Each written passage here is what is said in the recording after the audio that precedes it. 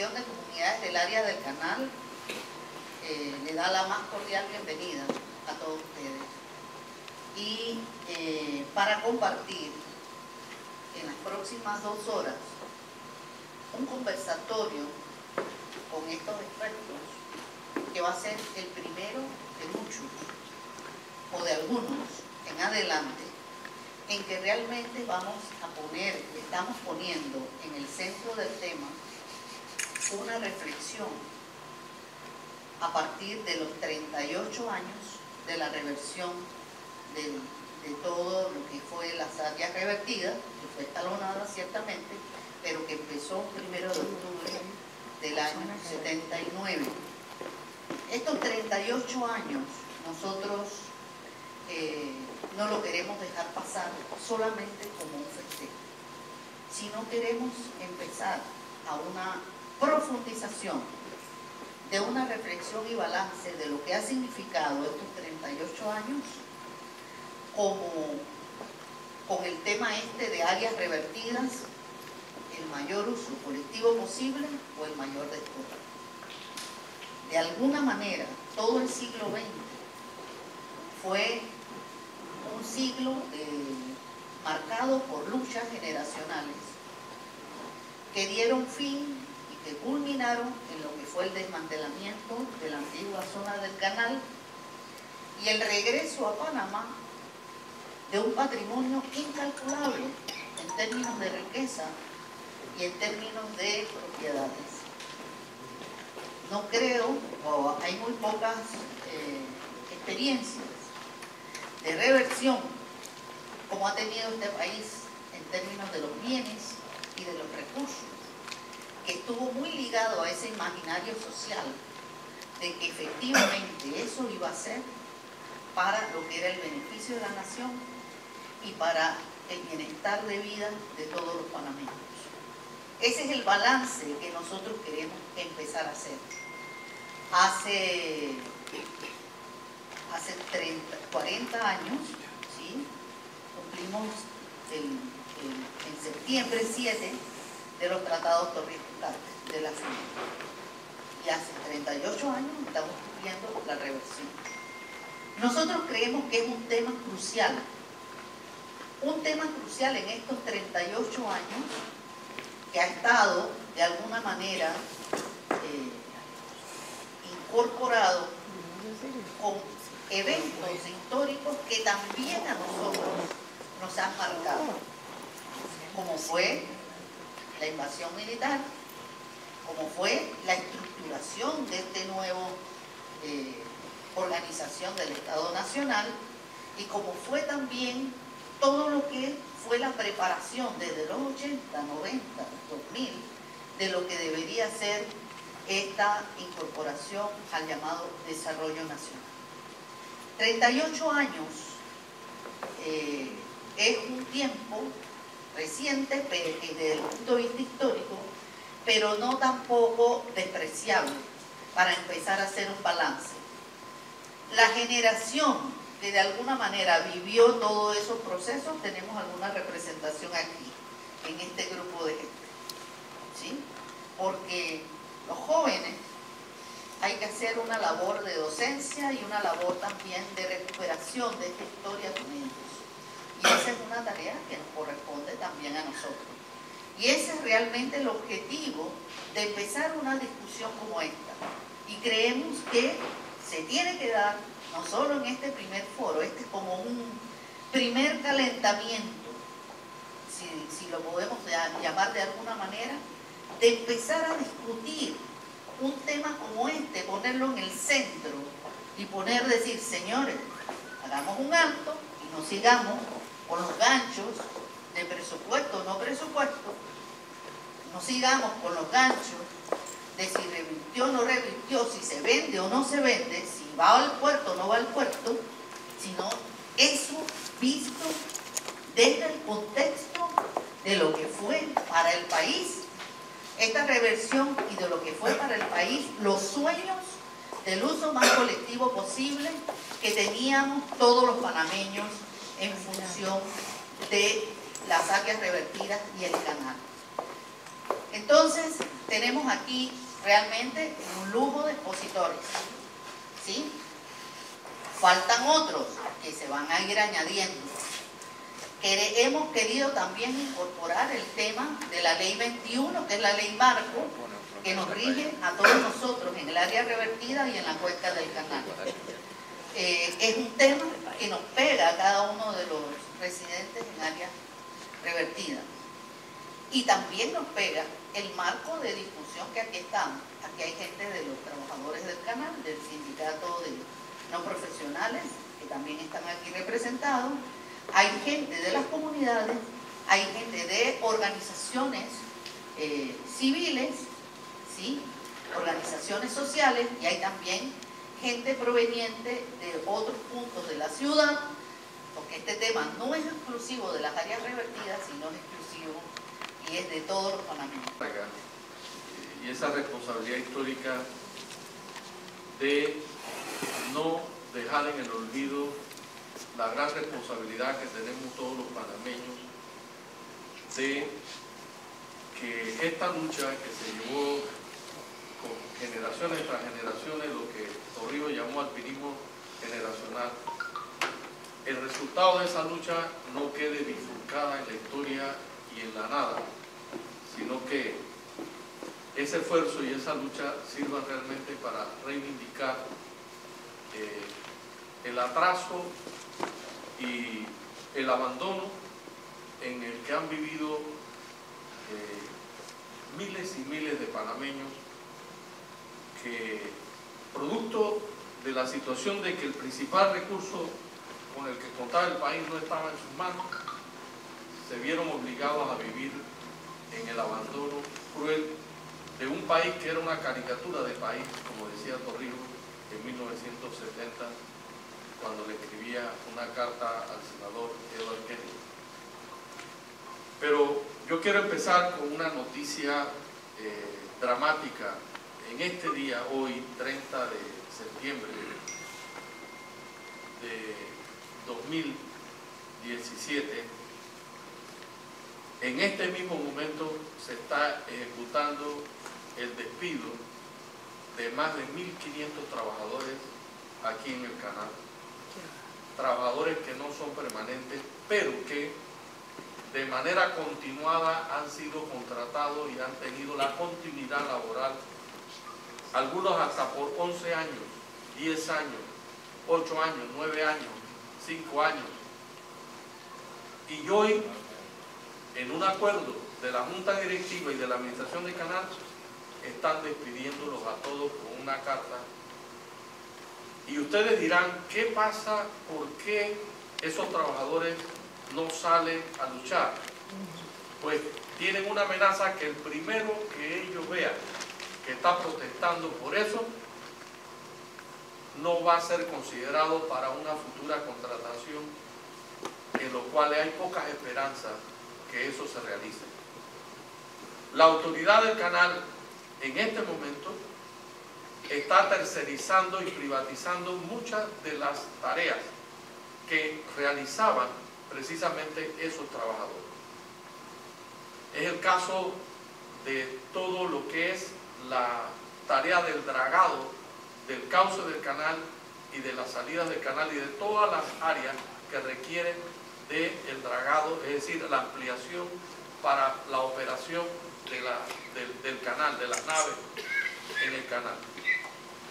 Ahora se hizo un contrato con una empresa que se llama Jan de Nul, que es de origen belga y que era parte del consorcio con la cual el Canal de Panamá tiene un conflicto que ha sido sometido a un arbitraje internacional en este momento por una reclamación por casi la misma cantidad o más de lo que se licitó la obra de la construcción del canal, lo cual pone en peligro las finanzas públicas del país, porque aunque algunos pretendan hacer ver que el presupuesto del Canal de Panamá es como si fuera de otra república, realmente todos los bienes y el patrimonio de lo que es el canal y de la autoridad del canal es parte de la República y le pertenece a todos los ciudadanos de este país. Yo quería empezar planteando este tema para que ustedes vean el grado, la envergadura del desafío que implica el control social de parte del pueblo panameño hacia una empresa que es de su propiedad y que administra un patrimonio que también es de la propiedad de todos los panameños. Aunque nos quieran hacer ver lo contrario, como si se tratara de una propiedad distinta al dominio de la República de Panamá. En alguna ocasión, el general Torrijos, Omar Torrijos Herrera, fue citado por el presidente Carlos Andrés Pérez, que era presidente de Venezuela en su primer periodo, en el año 1975, cuando ya el general Torrijos había planteado la necesidad de establecer una lucha. Ya se había hecho el Consejo de Seguridad en el 74, se había firmado además el fundamento de las negociaciones a través del entendimiento en el acuerdo TAC-Kissinger que se firmó en la ciudad de Panamá. Y en la comisión negociadora había planteado el fondo de toda la negociación de los tratados. Carlos Andrés Pérez invita al general Torrijos a Isla Margarita en Venezuela. Quería tener una conversación con él. Y cuando el general Torrijos llega a ese lugar, dado que él estaba buscando el respaldo y ya tenía un nivel de relación con Alfonso López Miquelsen, que era presidente de Colombia, con Daniel Oduber Quirós, que era el presidente de Costa Rica, que son nuestros dos países vecinos, y también tenía una relación con Manky Miley, que era el presidente de Jamaica, José López Portillo, que era el presidente de México en ese entonces. También tenía una relación con Carlos Andrés Pérez. Y en esa relación, en esa reunión con Carlos Andrés Pérez le plantea al general Torrijos: te he convocado acá porque quiero hablar amistosamente contigo. Y quiero plantearte que creo que estás equivocando la línea de lucha por la soberanía de Panamá. Yo creo que tú debes aspirar a que Estados Unidos te pague una anualidad mayor de la que te están pagando, que te dé alguna clase de beneficios. Es probable que se discuta temas de bandera, algo así, para satisfacer el problema de los panameños de que vean su bandera ondear. Pero yo creo que no debes enfrentarte a Estados Unidos por el poderío que tienen y por el peligro que hay de que puedan defenestrarte del poder. Torrijos se quedó absorto, angustiado, y le respondió a Carlos Andrés Pérez: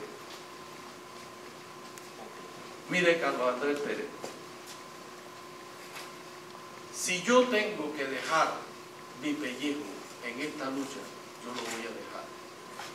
Pero nosotros vivimos una vergüenza muy grande, que es que tenemos enclavado en nuestro propio territorio no solo la bandera, un ejercicio soberano que no corresponde a nuestro país. Tenemos una policía, un ejército, tenemos jueces, tenemos un gobernador, tenemos una autoridad, tenemos otro país dentro de nosotros, y eso no lo resiste ningún panameño. Y mientras yo esté al frente del Estado panameño, si yo tengo que dejar el pellejo, yo lo voy a dejar. Y yo he venido a buscar el respaldo tuyo. Pero si tú no estás dispuesto a apoyarme, dímelo con sinceridad, porque yo seguiré luchando. Esa conversación no está registrada en ningún libro ni en ningún lado. Después, Carlos Andrés Pérez se sumó a la lucha pero ese día definió una conducta y un compromiso histórico, porque el compromiso no era simplemente de carácter coyuntural, era el producto de una lucha histórica, y en ese caso Torrijos encarnó esa lucha generacional y la llevó adelante, la liderizó. Y yo lo traigo a memoria porque ese fue el que planteó, cuando logró la victoria al frente del pueblo panameño, que el resultado de esa lucha tenía que ser la distribución más colectiva posible de los beneficios que se obtendrían de esa batalla. Y se lo implantó como un objetivo, y qué bueno que aquí está el amigo Pedro, porque el Ministerio de Economía y Finanzas, que en ese entonces se llamaba Planificación y Política Económica, tuvo que adoptar una serie de criterios que fueron el fundamento para que esa zona del canal y el canal, la actividad del canal, realmente se garantizaran para que fueran beneficios para el país. Y empieza por adoptarse una ley que declaraba que los bienes que se obtuvieron producto del tratado pasaban a tener un carácter en los que no podían ser traspasados a privados, sino que eran de un criterio público. Es decir, criterios de uso público. Todos los bienes del canal eran de carácter de uso público y eran inalienables. Y recuerdo que después, cuando el general Paredes asume el control, desde la Presidencia de la República y desde la Fuerza de la Guardia Nacional dirigida por Paredes, se plantea la necesidad de hacer reformas a esa ley que impedía que se adueñaran particulares de los bienes de la zona del canal. Y cuando se planteó eso en la asamblea de aquel entonces, hubo un rechazo absoluto y total a ese planteamiento que buscaba la privatización o la forma de que los privados tuvieran acceso o se desmantelara el criterio de uso público o el criterio inalienable de los bienes revertidos. Y ocurrió que después, finalmente, esa ley 10 dio margen también a que se creara la ley 21. La ley 21 estableció la primera ley de ordenamiento, que nuestro compañero Espitia va a explicarlo aquí. Es la primera ley de ordenamiento territorial que se hace en la República de Panamá. Pero después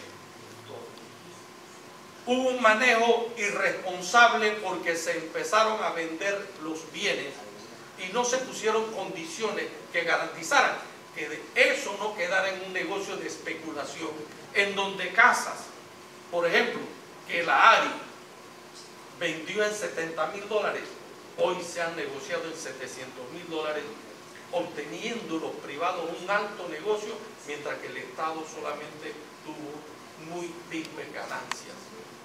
Además de eso, esos fondos que se obtenían con esas ventas de bienes, ¿a dónde fueron a parar? Porque desde entonces se planteó que eso fuera parte de un fondo de ahorro que se mantuviera y que pudiera crecer para que fuera una reserva estratégica para el país y para hacer inversiones precisamente que tocaran a aquellos que fueron abandonados a lo largo de la historia y que estaban regados, sobre todo en el área rural del país. Hoy tenemos, distinguidos amigos, una situación terrible. Por un lado, que una gran parte de los terrenos que no son parte de la operación del canal, e incluso algunos que son parte en los mapas que se hicieron, como áreas de operación del canal y que son intocables o debieron ser intocables, aún esos terrenos han sido objeto de apropiación privada. Y eso es terrible, porque la angurria, la avaricia del sector privado, incluso miembros de la junta directiva del canal, que fueron ministros de Economía y Finanzas, aprovecharon información privilegiada y sin ningún remilgo de ninguna clase se adueñaron directamente de bienes estratégicos para posteriores usos de esos terrenos para utilizarlos y especular, sobre todo en el área de desarrollo logístico del canal. Por eso es que nosotros rechazamos la presencia de esa clase de estructura en donde participan gente que le dan un salivazo completo a los principios éticos y morales, y la clase de constitución que deberíamos tener nosotros al frente de ese sector de la junta directiva del canal, que además solamente consulta a un sector social y económico que es el más poderoso del país, en detrimento de reconocer a gente que luchó y a sectores que son los dueños legítimos de ese bien. Yo recuerdo muy bien que Torrijos, por ejemplo, fue uno de los que tuvo que ver cuando se asigna a Manfredo como subadministrador del canal. Esa línea torrijista que él tuvo aquí, que fue casi como nuestro primer administrador, fue extraordinariamente brillante y defensor firme de los intereses nacionales y de los intereses del país. Gente moral. Recuerdo también a Luis Anderson, dirigente obrero de la Central Panameña de Trabajadores de la CTRP, que representando a los obreros del país estuvo como parte importante de la junta directiva y participaba representando a los obreros. Pero desde hace rato ya no hay ninguna representación obrera, ni hay representación de campesinos, ni de la gente que luchó, y solamente sectores económicos que además aprovechan la información para hacer negocios desde el canal. Y todavía es peor, porque esa junta directiva, hay miembros de esa junta directiva que se han escudado en su participación para eludir su obligación y responsabilidad con la justicia panameña, para no acudir al llamado de la justicia cuando tienen casos penales pendientes en los tribunales. Y eso no es una prueba que se hizo para que la gente se escondiera y evadiera la responsabilidad legal y penal en el país. Y yo quiero terminar diciendo que esta actividad del día de hoy es una actividad muy importante, que nosotros debemos ventilar todos los aspectos que tienen que ver con lo que es el canal y con lo que de ello surge, porque es nuestro patrimonio principal, y debemos contribuir para que los panameños se sientan dueños y ejerzan el dominio que corresponde a este bien, que es de todos los panameños y no es solamente de la clase adinerada o de los que han tenido los beneficios y siempre se han acomodado con todo lo que le corresponde a todos los panameños. Muchas gracias. Como economista, súper calificado, licenciado, maestría, tiene cursos de posgrado, en múltiples aspectos.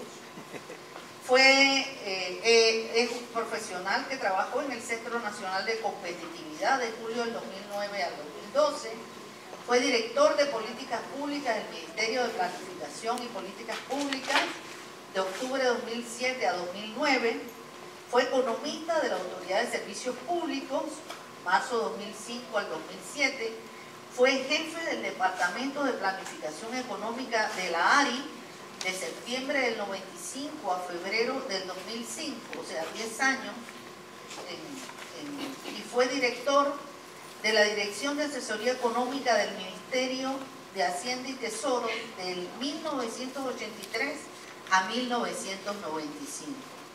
Es un hombre que condensa en puestos importantes mucho de este trabajo que hay que ir develando y que hay que ir cuantificando.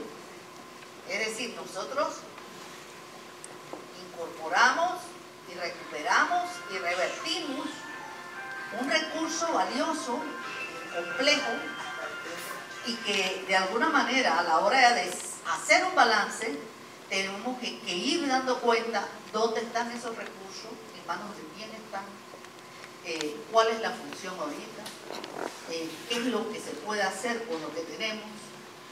¿Me explico? O sea, para poder hacer un balance también hay que cuantificar y hay que saber la historia y hay que ver hacia adelante qué podemos hacer. Entonces, aquí al distinguido Pedro Mora, el micrófono. Antes de eso, perdón, queremos por favor pedir que pongan en silencio los celulares, ¿sí? Para que no esté interrumpiendo el asunto. Y ajustarnos un poco a los tiempos que se nos han pedido. Muchas gracias. La verdad, lo primero que tengo que hacer es felicitar al grupo. Ojalá esta iniciativa se mezcle en toda la sociedad, porque lo que yo llamo democracia representativa ya era obsoleta cuando yo era miembro de la junta directiva en mi colegio, porque nosotros no consultamos con los estudiantes de la universidad comunal, sino hacemos una función nuestra. Lo que hay que aplicar es la democracia participativa, que es lo que te están haciendo, cuestionando al sector público. Y ese es el éxito de Estados Unidos y muchos países de Europa: participar, cuestionar. Y las áreas que yo llamo cuyo uso revirtieron, hay una mezcla ahí, porque en Panamá nunca se dio la propiedad, sino se dio el uso de la tierra. Obviamente los activos como el canal, ellos lo construyeron y ahí sí revirtieron. Y aquí es importante lo siguiente: yo lo que básicamente estoy presentando lo que se espera. Este es un activo valioso para la sociedad panameña, para todos los panameños. Y un activo, para poder contribuir, debe rendir. Si ese activo no rinde, no se puede generar beneficio. Y en ese aspecto nosotros queremos agradecer, el profesor Navas, del Instituto Nacional del Canal. Estamos motivados con esta acción de ustedes. Y aquí se van a generar muchas interrogantes. Y esas interrogantes deben tener investigación. Dedicar investigación no solamente a cómo se han manejado las áreas. Guillermo acaba de plantear hechos concretos. Eso es lo que hay que evaluar.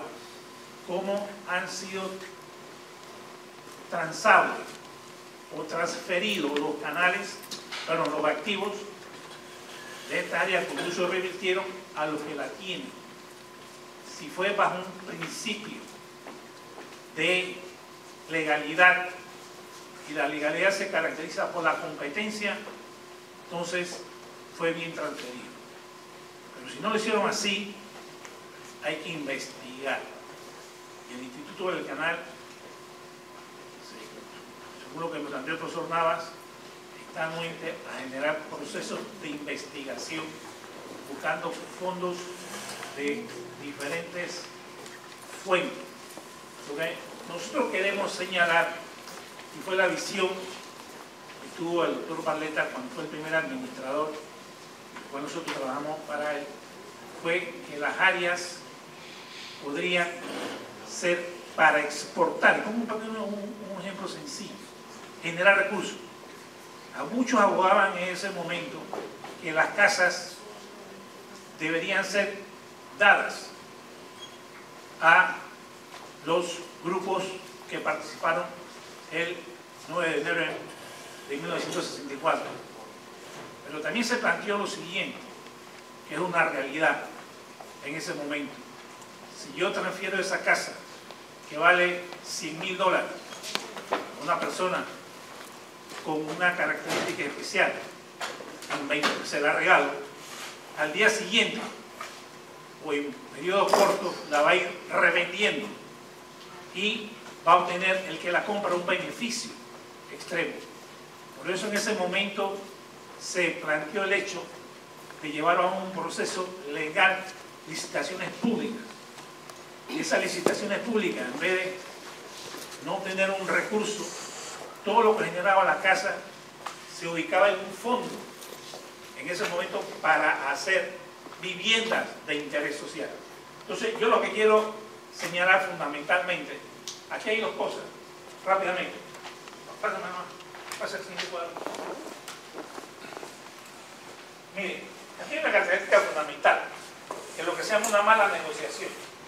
Los estadounidenses lo partieron en dos. Desde 1900, esa es la Constitución de 1914, pues el 14. Al terminar el 14 lo parten en dos. Eso va a ser un efecto en la economía enorme. El sector agropecuario y el sector manufacturero se paraliza. Si hubiéramos tenido buena negociación, lo primero que hubiéramos pedido un puente en el Pacífico y un puente en el Caribe. El puente en el Caribe, en el Pacífico, se negoció con los Estados Unidos y en 1942 se hace un acuerdo, pero lo vienen a cumplir hasta 1962. ¿Por qué ellos estaban obligados a construir ese puente? Porque como consecuencia del canal nos partieron en dos. En economía hay algo que se llama externalidad económica.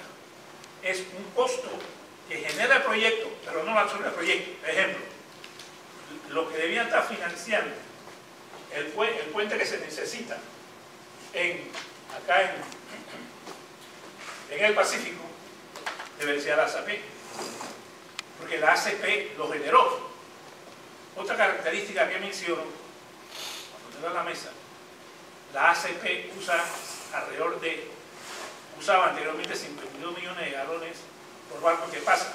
Ahora se estima que use 23 por los ajustes que se hicieron. Pero esa agua tiene un costo y no se le carga a la ACP. Otro que no tiene un costo es la tierra. La tierra la están usando como si no costara. En otras palabras, los 1.100 millones de dólares que aporta aproximadamente la ACP, hay que restarle el costo del agua, el costo de la tierra y el financiamiento de los puentes. El financiamiento de los puentes no debería venir del fondo público, sino de la ACP. Al final, sería 1.100 menos todos estos costos que se señalan. Entonces el aporte no sería 1.100, sería mucho más. Ahora, lo segundo es el aspecto. Tú por la pantalla. Yo lo que era acá. Allá, yo creo que era acá. ¿Quién me ayuda aquí? Yo le ayudo. No, de honor. Está en la pantalla. Ahí está. Lo que quiero que vean qué es lo que es el área. El área que somos 1.634 kilómetros cuadrados, que es el área que revirtió. Somos 2.5 veces más grande que Singapur. Somos 1.5 veces más grande que Hong Kong. Bueno, esto sigue al sur de Panamá, pero no ves, casi igual. Ciudad de Colón 1.1, Chitré 18.6 veces más grande. O sea, en otras palabras, tenemos una área cuyo uso revirtió como consecuencia de todas las luchas internacionales que se generaron, que la debemos utilizar para generar actividad. Para generar actividad, porque si yo tengo un activo y no lo utilizo de forma eficiente y eficaz, el activo se va a ir desmejorando y de repente quedo sin nada. Y entre esos activos, vamos rápidamente, que Panamá tiene una potencialidad enorme. hay una conexión con diferentes puertos del mundo. Sin la ampliación, el flujo del canal representaba el 5% del comercio mundial. Ya se espera que con la ampliación aumente a 10%. Un activo que representa el 10% del comercio mundial es un activo muy importante. Por eso, ese activo, y sin mencionar los cables submarinos de la fibra óptica. Panamá tiene un potencial logístico enorme. ¿Okay? Lo único inconveniente que no está aquí, yo quiero nada más mostrar es Singapur, que muchos mencionan como la opción, el modelo logístico que vamos a seguir. ¿Okay? Y Panamá tiene toda la capacidad de infraestructura de lograrlo. Ahora, el eje medular de esa infraestructura, eso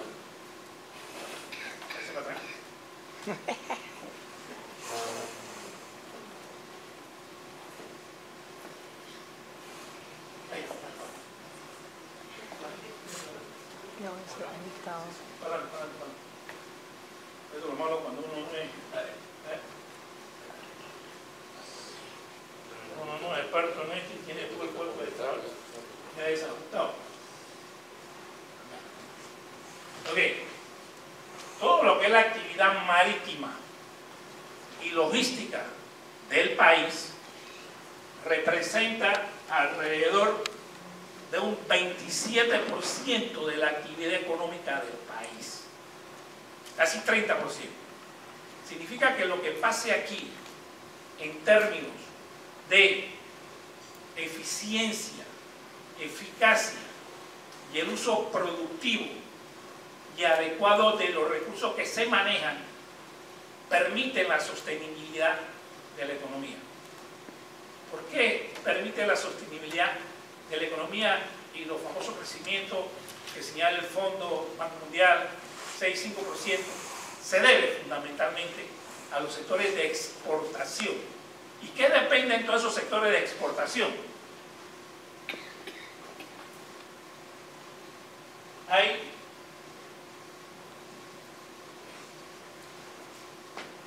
todos esos sectores de exportación. Hay un elemento central que es el eje de todo. Es la autoridad del Canal de Panamá. El centro logístico, el futuro Singapur, es la autoridad del canal.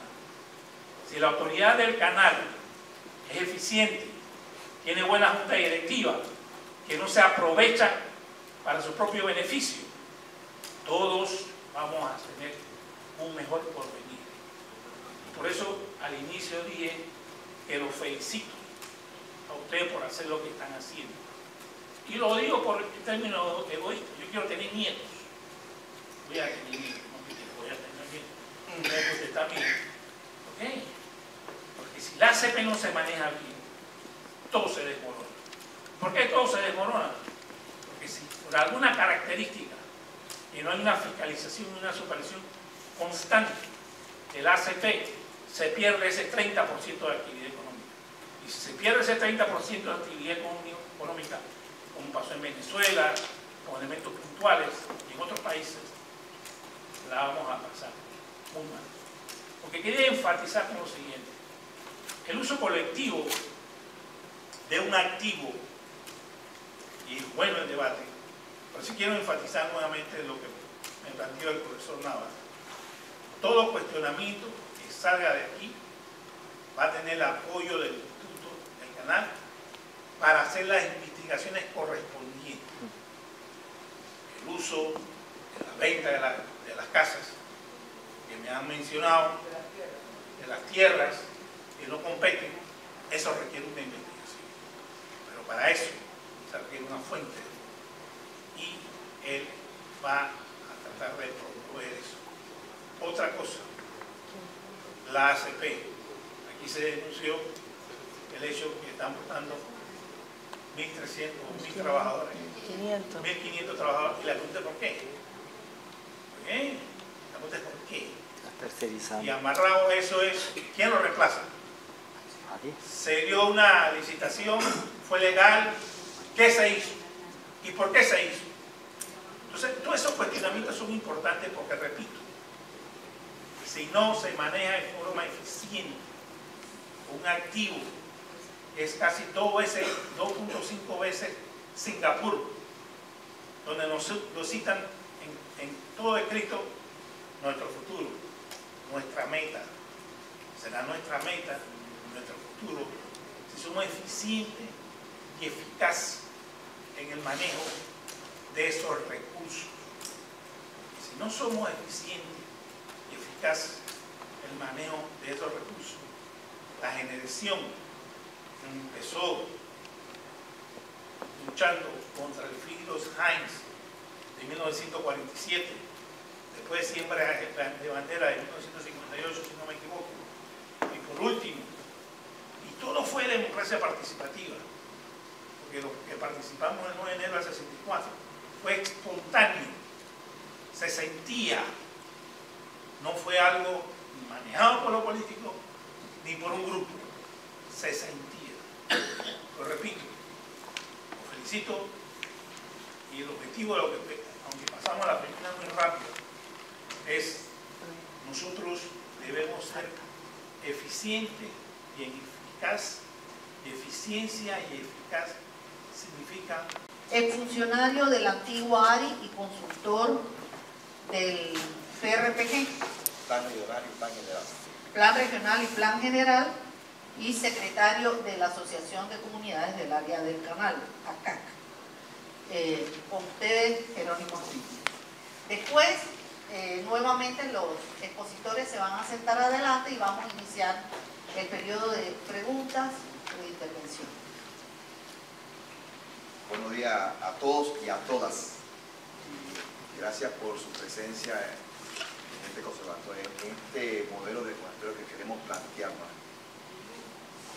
Yo de verdad que estoy agradecido por los que han participado, los que han presidido. Pedro Mora, compañero mío en la ARI. Tuvimos mucha relación personal, diferencia de perspectiva de cómo aproximarnos al desarrollo. No porque yo tenga un colectivo significa que todos tenemos que pensar igual, que podemos tener diferencias, pero tenemos que buscar siempre un punto transversal. Adírimos que nos enmarca en la historia, ¿sí? Que a veces pensamos que no ha habido historia, y una sociedad sin historia pues está sujeta a cometer los errores del pasado. Decimos que hemos sido compañeros de, como Didimo, fuimos compañeros de oposición cuando fuimos estudiantes, pero hoy estamos sentados aquí, ¿sí? en un vínculo común. Yo no voy a hablar del canal, yo voy a hablar de la zona del canal, no de la antigua zona, sigue siendo zona del canal, un territorio que estuvo estructurado por un eje, que era el canal de Panamá, y por la vía Geylang, que alimentaba cada poblado y cada cosa. Pero Mora también nos lleva a la reflexión de preguntas, y nos trae un modelo, el modelo de Singapur. Y Singapur y Panamá tienen algo en común. Singapur fue una colonia británica por muchos años. Entonces, el hecho de que Singapur haya llegado al nivel que haya llegado, siendo una de las economías de mayor impacto, no fue un producto de causística, también fue un producto de maduración social, hasta el punto que llegó un gobernador y entendió el papel que jugaba esa posición. Y les traigo un ejemplo para poder entrar en mi aspecto. En Singapur, para que una empresa portuaria llegue y se siente en los puertos de Singapur, es una decisión del gobierno, no es decisión del sector privado. Ellos deciden quién se sienta en los puertos o quién no se sienta en los puertos. La Ley 21 es un marco normativo que surge de un consenso de sociedad. y quiero que partamos de ahí. Colorado 2000. En Colorado 2000 se dan dos hechos, dos fenómenos sociales. Se presenta la ley del Canal de Panamá y se presenta el plan de ordenamiento territorial de la región interoceánica, el plan general y el plan regional. En ese convivio donde participaron todos los actores sociales participaron, todos. Tomaron una decisión de aprobar la propuesta que llevaba a la área en ese momento a través de su equipo técnico, los constructores, como el instrumento que tenía que llevar el desarrollo de la zona del canal para el propósito del anunciado que dijo Torrijos, el mejor beneficio al resto de la ciudad de Panamá. Ahí se dieron debates en ese convivio donde el mercado pedía más tierra para el desarrollo, donde había actores sociales que decían hay que conservar esto, hay que mantener esto. Y el resultado fue que la misma sociedad, así como blindó a la CPEC en un marco constitucional, la misma sociedad pidió blindar los recursos que iban a revertir casualmente para evitar el despojo que se pueda dar. En ese convivio fue la sociedad que pidió que se blindara la ley, este instrumento. Yo soy técnico de este tema y los instrumentos de gestión no se marcan en leyes, porque son instrumentos de gestión que tienen que ir revisándose, pero la sociedad en ese momento, y lo remarco, la sociedad en ese momento determinó que para evitar el pillaje, para evitar el despojo, para evitar la mano de la política que se sentara dentro de los bienes revertidos, requirieron de que se llevara esto a una ley 21, ¿sí? Hoy en día es lo que regula el desarrollo de la antigua zona del canal. Y esa ley, como yo he dicho en muchas de mis presentaciones, y también lo manifestó Amelia aquí en su inicio, en nuestra República de Panamá existen dos leyes de gestión de territorio. Las leyes comarcales, por su propia condición que se requiere, que sí existan, y la ley 21. Son los dos únicos territorios en toda la República de Panamá que tienen un marco normativo que regula su desarrollo. Eso es lo que vivimos aquí, en este territorio. Debemos sentirnos privilegiados, pero también debemos sentir una responsabilidad por el cumplimiento de esas normativas que están ahí. Pero como economista ve la perspectiva del desarrollo bajo el concepto del capital. Yo veo el desarrollo bajo el concepto del ordenamiento territorial y bajo de la estrategia del desarrollo. Yo no puedo, como arquitecto, yo no puedo, si alguien va a hacer una casa, tiene dos opciones: construirla sin plano o construirla con plano. ¿Cuál es la diferencia entre una y la otra? Si yo la construyo sin plano, voy a tener la variable adversa de que no sé cómo voy a ir desarrollándome y no sé cómo controlar los costos de inversión. Pero si yo la construyo con los planos, yo sé realmente cómo puedo controlar mis costos de inversión y yo sé cómo va a terminar mi casa cuando yo la termine. Voy a tener una perspectiva futura de esa visión. La ley 21 es lo que plantea en perspectiva de gestión del territorio. La visión futura de cómo esto debe desarrollarse, pero desde un marco jurídico que incluye, a la pregunta que decía Amelia, que incluye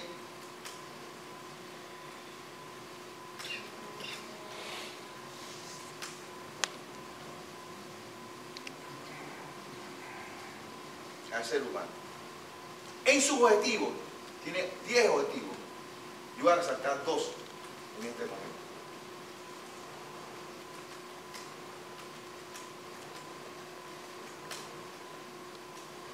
Dice, en su objetivo 2, autorizar a la ejecución del plan regional y al plan general para que contribuyan a lograr la incorporación de las áreas y bienes revertidos al desarrollo de la sociedad. Al desarrollo de la sociedad. Ya comenzamos a ver el concepto ahí físico de mejor uso colectivo de la sociedad. No de una parte de la sociedad, sino de la sociedad de sus colectivos. Y mercado, sociedad civil, sociedad política, sociedad religiosa, sociedad investigativa, es de la sociedad de lo que habitamos en esta república.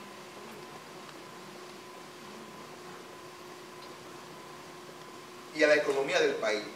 De manera que los beneficios que se deriven del aprovechamiento de la región interoceánica se destinen al mejoramiento de la calidad de vida de los panameños de acuerdo con los principios de eficiencia, equidad y justicia social.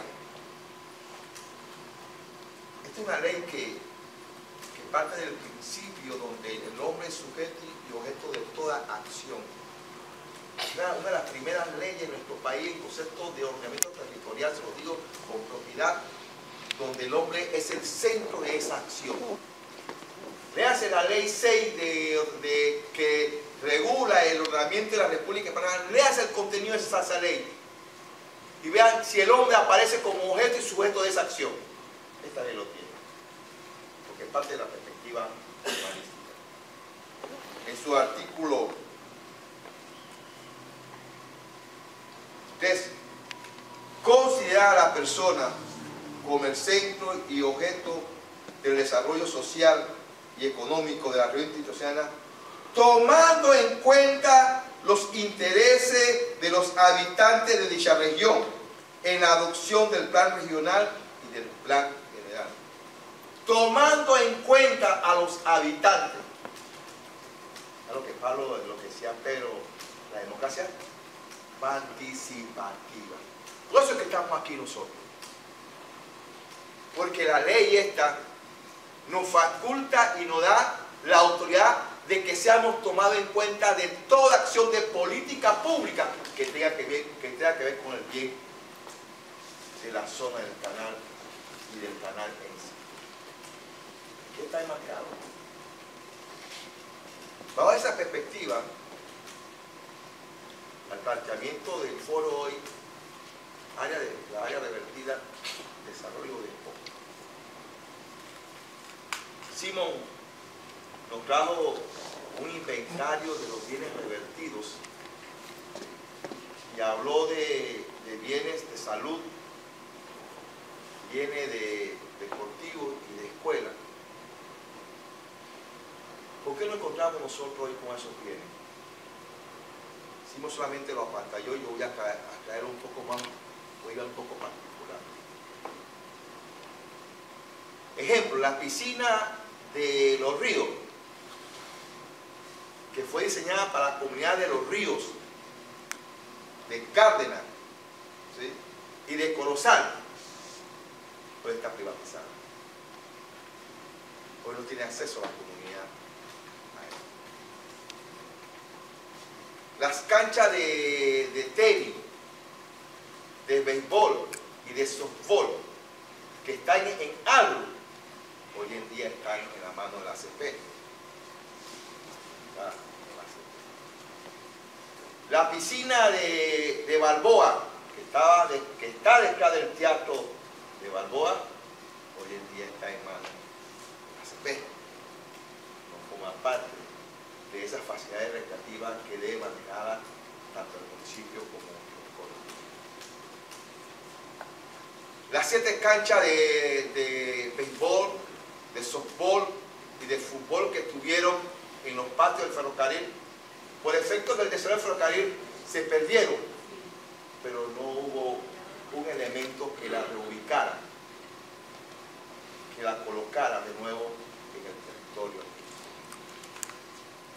La única escuela pública que tenemos nosotros insertado en la área revertida, la única escuela pública que tenemos insertada en la red y que está insertada por una condición coyuntural, no estructural, que no respondió realmente a una política de transferir esa escuela al Ministerio de Educación.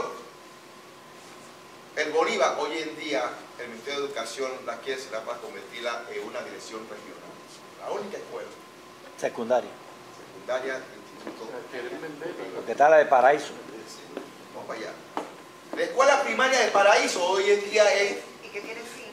Así es. En el 2018 se le termina el tiempo Sí. allí. Sí, y Pedro sabe que, porque él estuvo ahí con nosotros cuando se nos dio la orden de que tenía que sacar al Instituto Bolívar, de donde hoy está el Ministerio de Relaciones Exteriores, ¿sí?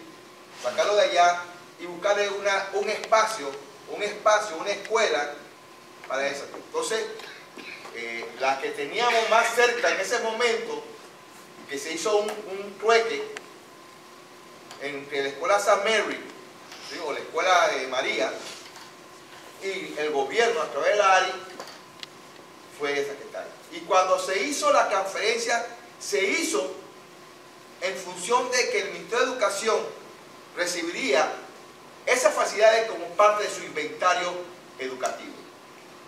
Pero hoy en día la política del Estado, a través de la educación nuestra, es ir desplazando esa facilidad educativa y convertirla en centro, en otras funciones. Más de adrede le han ido quitando matrícula, todo para desmantelar. Con respecto a los hospitales, pues, por la falta de visión que no teníamos en ese momento claro como Estado, como país, el complejo de Gorga lo convertimos en un Ministerio de Salud. El único hospital la única facilidad que quedó como hospital fue el Gorga, porque no había más opciones en el sistema de salud pública para prestar los servicios oncológicos. Y el de Clayton se convirtió en King College. Vamos para allá. El 519 y el 518, que es el hospital de Clayton, se le transfiere al Seguro Social y lo convierte en oficina Administrativa. Que es lo más absurdo. El centro hospitalario psiquiátrico que está en la entrada hacia Cárdenas, lo convertimos en la sede del Ministerio de Educación. Esas son las contradicciones que van en contra de la política de la gestión del territorio que planteó la ley. La escuela de Diablo en cuartel. La escuela de Diablo, en Diablo había dos escuelas, la escuela primaria y la escuela secundaria. La escuela primaria la convierte en una estación de policía y la escuela secundaria de Diablo la convierte en el edificio de la autoridad marítima. Yo hablo un compás aquí. Aquí hablamos del desarrollo marítimo portuario de este país. Sin embargo, no tenemos facilidad educativa próxima al canal de Panamá que realmente comiencen a preparar esos recursos humanos a lograr el propósito de esa estrategia que tanto se habla que queremos ser como Singapur. ¿Sí? Gamboa, el tema que toca Cecilio con los precios de la tierra, tal vez por la presión política y la presión de tiempo y espacio en la cual se encontraba enmarcada la administración de ese momento, porque el ARI tenía un periodo de tiempo que culminaba con el gobierno del señor Martín Torrijos, por esa presión de que se quería ver que se estaba haciendo algo, cometimos exabrupto también en toma de decisión de política.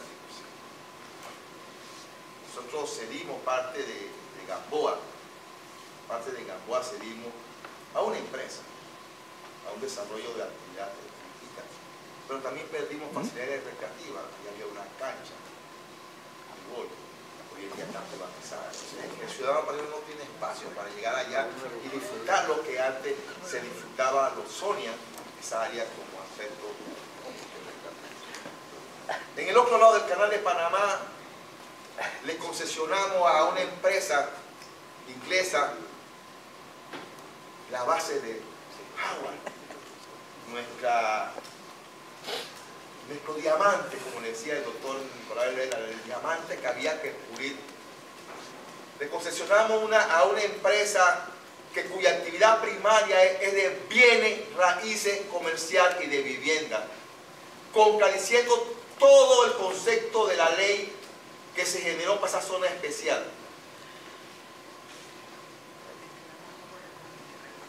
Le hemos dado a esta empresa pues, el desarrollo. Tenemos que, como comunidades, cada comunidad hoy en día está siendo afectada por el incumplimiento de la ley 21. En el caso de Amelia, que vive en Alto de Curundú, le insertamos dentro de ellos, ¿sí? El tema de una facilidad de cárceles para emigrantes dentro de una comunidad. Y en cada comunidad que se está viviendo hoy en día, está siendo afectada por el incumplimiento de la ley 21. Y yo cierro con esto.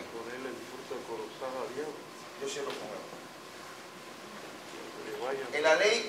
En la ley 21, en su artículo, capítulo 4, establece los bienes inalienables. Y de esa ley hay algo que es interesante, pero muy interesante, que tiene que llevar a la reflexión, a lo que se ha planteado todo aquí por pregunta. En su capítulo 14 dice: son bienes de dominio público y por tanto no podrán ser objeto de apropiación privada. Lo siguiente, de la ley 21,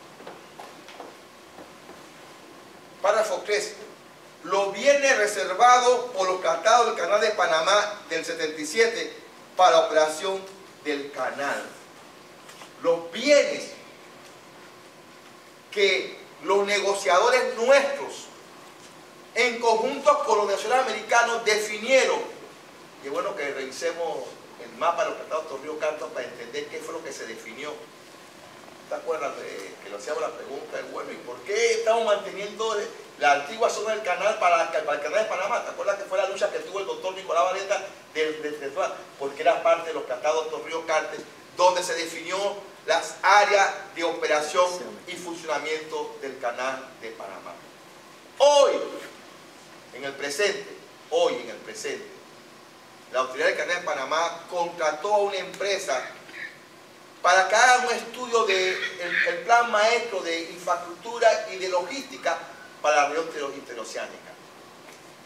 Pero ya en el presente se ha violado la ley 21 por la operación del canal, cuando la operación del canal permite que una de sus áreas sea puesta al mercado nacional, violentando lo establecido en la ley 21. Entonces la pregunta que surge aquí es: ¿hacia dónde queremos ir los panameños en el manejo del recurso de la zona del canal? Y yo hago esta pregunta: vamos a tener que requerir de nuevo a ir a un plebiscito para definir realmente si todas esas áreas que se marcaron como azul, que hoy en día la autoridad del Canal de Panamá reconoce que no son necesarias para su funcionamiento,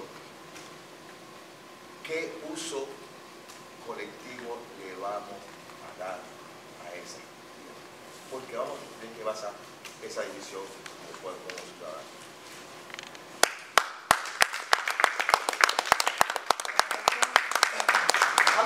Organizaste este conversatorio y de verdad que felicitada a los panelistas y a la compañera que ha hecho una moderación excelente, ¿no? Cada exposición en su punto clave. Mi pregunta para todos sería lo siguiente: si estamos hablando del mayor uso colectivo o el mayor despojo, si nosotros pudiéramos identificar que una de las vertientes del mayor uso colectivo se pudiera calificar como el mayor beneficio también, y que si se califica que también el espíritu era el mayor beneficio posible,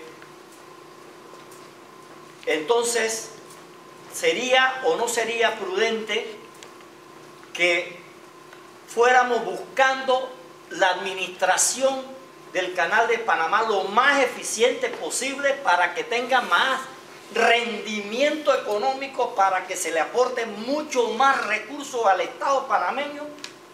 Si eso es así o no es así, y si en la parte del despojo se puede o no se puede calificar como despojo también el hecho de las privatizaciones de algunos servicios que está haciendo la autoridad del Canal de Panamá.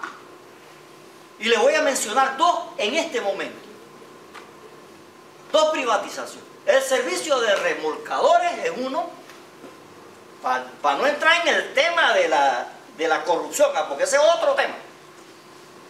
Y el otro tema es la privatización del servicio del dragado. Pregunto yo si dentro de ese marco se puede o no se puede calificar también como despojo la manera como está conformada la Junta Directiva del Canal de Panamá. ¿Es o no un despojo? Mire, vamos al imaginario de que hoy vamos a crear el Ministerio de Deporte, en la cual se determina que son 5 miembros de la Junta Directiva. Uno es árbitro de fútbol, uno es dueño de un equipo de fútbol, el otro es selección nacional de fútbol y el tercero es patrocinador del fútbol. ¿Usted cree que qué es lo que va a salir de esa Junta Directiva? ¿Qué deporte va a salir beneficiado? Fútbol. Fútbol, ¿verdad? Bien. ¿Es despojo o no despojo que de los 11 miembros de la Junta Directiva del Canal de Panamá haya solamente un rector de la Universidad Tecnológica y Elías Castillo, lo voy a mencionar con nombre propio, que no son empresarios? Los otros 9 son dueños de empresas muy fuertes en Panamá y además todos son miembros de organizaciones empresariales de Panamá, entiéndase APEDE, Cámara de Comercio. Entonces, mi pregunta es, ¿despojo o no es despojo que esos 11 miembros de la Junta Directiva, qué decisiones van a tomar frente al mayor recurso que tiene el país? Esas son mis preguntas. O sea, son como... Fíjense, efectivamente el despojo ha sido una conspiración que se ha articulado de los sectores más poderosos del país, que vieron en el caso... Asumir tomando la palabra de Pedro Mora, la democracia participativa. Esa pregunta, si todo este proceso que se ha dado de la eficiencia del canal, el cambio de las figuras en la Junta Directiva, la utilización de la actividad económica que está dando, se ha dado porque no ha habido una democracia participativa. La sociedad en su conjunto ha sido desplazada a la toma de decisión del bien que les pertenece a todos los panameños. Una Junta Directiva que no tiene un balance participativo, porque no están todos los actores sociales representados en ese proceso, y al no ver a los actores sociales pues se están dando todos estos fenómenos que, como decía Simón, pues de caso hay un trasfondo, una acción que se está dando. A la pregunta de mi gran amigo y vecino, ¿quién toma las decisiones? Pues las decisiones toma el gobierno central, el presidente. Ninguna autoridad puede actuar si no hay una línea, una conducción de una acción de quien lleva la rectoría del Estado. El caso es el presidente de la República. A pesar de la autonomía del canal. Con la autonomía del canal, voy a decirle, es que la autonomía del canal de Panamá es un concepto constitucional, pero en la praxis no existe esa autonomía. Partamos desde esa perspectiva, se perdió la autonomía plena. ¿Por qué? Porque la Junta Directiva no está representada por todos los sectores sociales. Y voy a hacer una analogía. Cuando estábamos en la área, en el gobierno del señor Ernesto Pegares, quien administraba la área del señor el doctor Nicolás Valeta, había una junta directiva que estaban todos los actores sociales ahí. Y ahí había debate y había discusiones a tomar decisión. Si la junta directiva hubiera estado en manos de un solo sector, entonces hubiera sido un caos. Las decisiones se tomaban en consenso y en función de un marco normativo que era la ley y el propósito de la área, y se daba una inclusión a la administración. Con respuesta a la pregunta que hace el vecino, bueno, y en función de todo esto, ¿qué vamos a hacer? Bueno, yo creo, vecino, que usted es parte de mi comunidad, pues tenemos que ser agentes transformadores. Tenemos que comenzar a transmitir esto a cada vecino, explicarle qué está pasando, por qué está pasando, qué se está dando al fenómeno. Es decir, tenemos que involucrar al resto de nuestras comunidades. Aquí tenemos un vecino que es de la cuenca, que es parte también de lo que la ley 21 regula. Exactamente. Y allá están devastando el recurso hídrico de allá con acciones económicas públicas. Entonces, lo que le pase a ellos, me pasa a mí. Y lo que me pasa a mí, me pasa a ellos. Entonces ya no podemos actuar como entes individuales. Somos parte de un colectivo social y como colectivo social tenemos que actuar en la colectividad y buscar fortaleza en la colectividad.